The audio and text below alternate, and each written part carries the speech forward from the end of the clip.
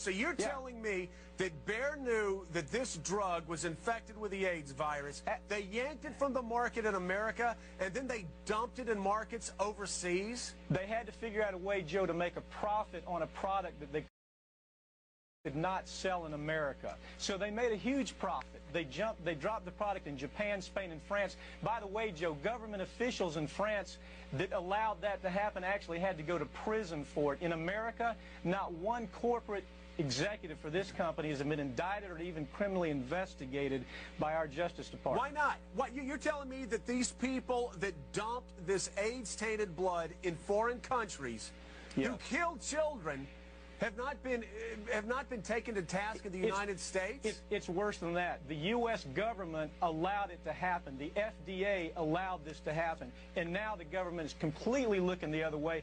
Thousands of innocent hemophiliacs have died from the AIDS virus. And not only they're dying, their family members are dying because they're becoming infected with the disease. This company knew absolutely that they had a problem with the product. They knew that it was infected with AIDS. They dumped it because they wanted to turn this disaster into a profit. Mike, I want to read to you what Bayer told the New York Times about this scandal. They said Bayer behaved responsibly, ethically, and humanely.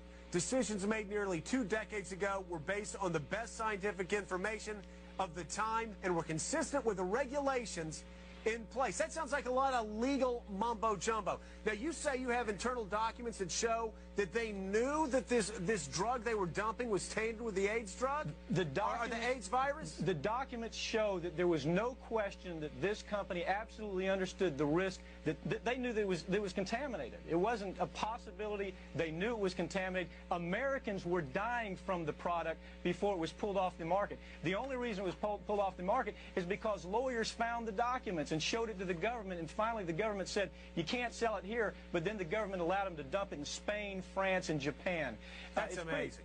That's just amazing. Well, I want to read to you what the New York Times said, and this is an investigation that they also did, and they said the federal government was part of the problem while the Food and Drug Administration told the company not to ship the drugs overseas. The man responsible for the drug supply, quote, asked that the issue be quietly solved without alerting the Congress, the medical community, and the public. This is a cover-up, and our Congress is not doing anything. What should Americans do?